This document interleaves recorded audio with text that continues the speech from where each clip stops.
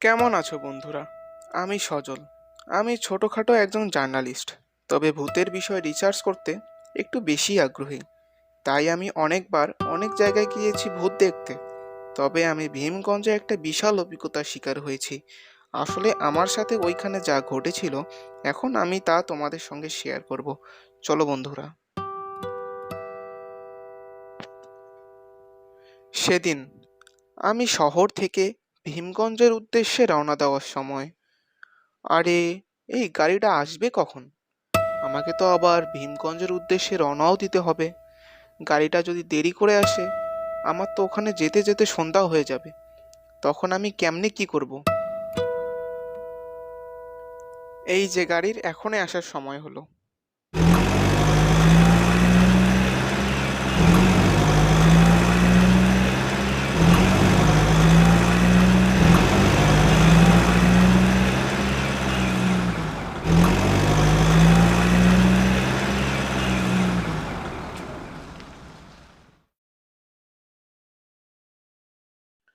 আরে, আমার তো আজকে ভাগ্য অনেক ভালোই দেখছি।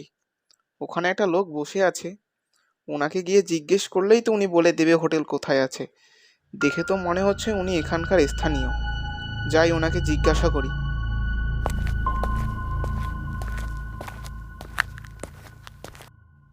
দাদা, ও দাদা, এখানে কি থাকার মতো কোনো হোটেল পাওয়া যাবে? যদি বলতেন একটু ভালো হয়। আমি এখানে বেড়াতে আসছি তো, একটু যদি বলেন তাহলে ভালো হয় আমার। কী ব্যাপার? লোকটি কিছু বলে না কেন? আবার জিজ্ঞাসা করে দেখি। কি দাদা, বলেন না, এখানে কি থাকার মতো কোনো হোটেল আছে? যদি বলেন আমার একটু উপকার হয়।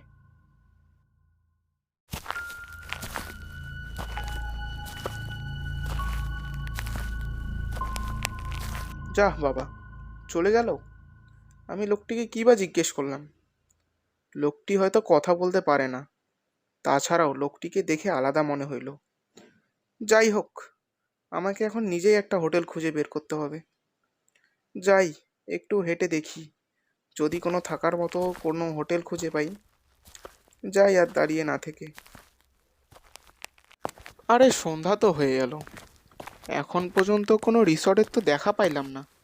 আর একটু খুঁজে দেখি। আরে, অবশেষে একটা রিসর্ট পাইছি রে। কিন্তু এই রিসর্টে কোনো লোকজন দেখতে পাচ্ছি না কেন? এই রিসর্ট কি বন্ধ নাকি? রিসর্টে তো লোকজনে ভর্তি থাকার কথা। এই রিসর্ট বন্ধ নাকি? আমার তো বন্ধই মনে হচ্ছে।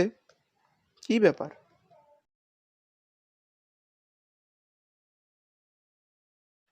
আরে, এটা গাছের তলায় বসে থাকা সেই লোকটা না, যাকে আমি জিজ্ঞেস করেছিলাম হোটেল আছে কিনা? কি ব্যাপার? কি ঘটছে আমার সাথে এসব? এই যে দাদাবাবু, আপনি বাইরে কেন? ভিতরে আসুন, আমাদের এই হোটেলে প্রবেশ করুন।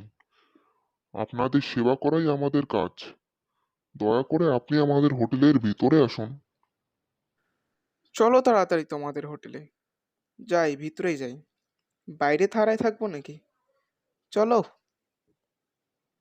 আমি আর সেই লোকটাকে বেশি কিছু জিজ্ঞাসা না করে রিসোর্টের ভিতরে চলে গেলাম।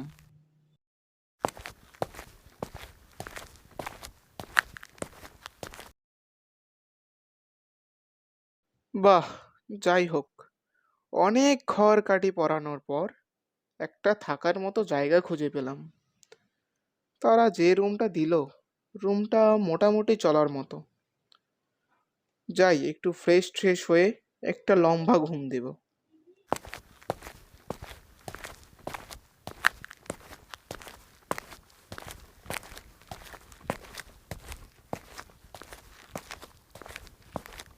এখানে আসার পর থেকে যেন এখানকার পরিবেশ আমার একটু অন্যরকম লাগছে।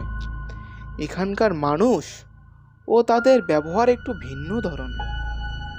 যাই হোক, আমার এখন ঘুম পাচ্ছে। আজকে সারাদিনে যা ধকল গেল, আমি এখন ঘুমাবো। ঘুম পাচ্ছে, ঘুমাই এখন।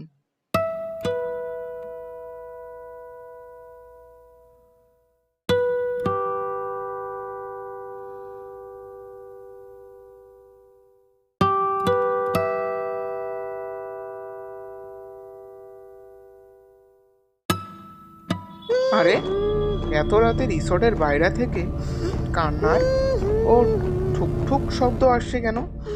কে কান্না করছে এত রাতে?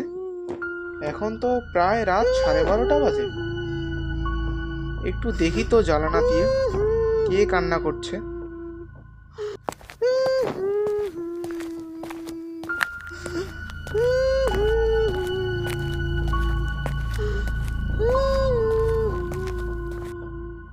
আরে, ওখানে তো রিসর্টের গেটের সামনে কাকে যেন দেখা যাচ্ছে। আরে, ওটা তো একটা মহিলা। উনি ওখানে বসে এইভাবে কাঁদছে কেন? যাই একটু দেখি তো।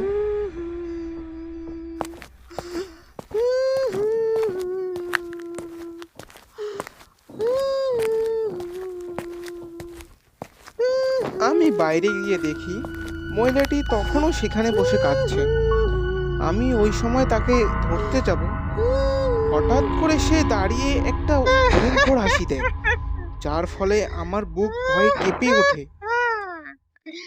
আমি তৎক্ষণাৎ সেখান থেকে দৌড়ে পালিয়ে যেতে থাকি।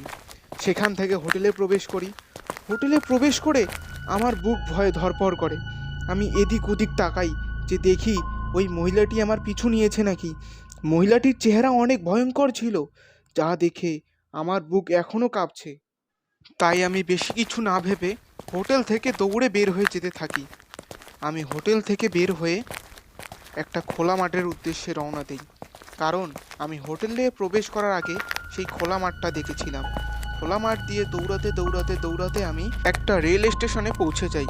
ওই রেল স্টেশনের একটা ট্রেনের মধ্যে আমি ঢুকে পড়ি। এই মহিলাটার কি ভয়ঙ্কর চেহারাটাই না ছিল! এই মহিলার চেহারা দেখেই আমাকে ভয় লাগছে। এ যদি আমার পিছু নেয়, নিয়ে টিয়ে যদি আমাকে আবার মেরে ফেলে। এ আসলে মনে হয় একটা ভূত অথবা ডাইনি, যে কোনো কিছু একটা হতেই পারে। হে সৃষ্টিকর্তা, আমাকে রক্ষা করো। আমি তো আমি তো ভূত বা ডাইনি নিয়ে রিচার্জ করতে এসেছি, ভূত বা ডাইনির হাতে মরতে নয়। সৃষ্টিকর্তা, আমাকে রক্ষা করো তুমি। আমি যাতে এই ট্রেনের মাধ্যমে অন্য একটা শহরে পৌঁছে যেতে পারি। সেই ভয়ঙ্কর চেহারাওয়ালা মহিলাটা হঠাৎ করে ট্রেনের মধ্যে চলে আসে এবং ট্রেনের লাইট সমস্যা করা শুরু। কিন্তু বন্ধুরা, সেই ভয়ঙ্কর চেহারাওয়ালা মহিলাটি আমাদেরকে কিছু বলার চেষ্টা করে। এই মহিলাটির সমস্ত কথা আমরা শুনব। তো বন্ধুরা, এই গল্পটি সম্পূর্ণ হবে দ্বিতীয় পাঠে। আর তোমরা যদি দ্বিতীয় পার্টটা দেখতে চাও, আমাদের চ্যানেলটিকে সাবস্ক্রাইব করো। তো বন্ধুরা, আজকে এই পর্যন্তই। তোমরা সবাই ভালো থাকো, সুস্থ থাকো।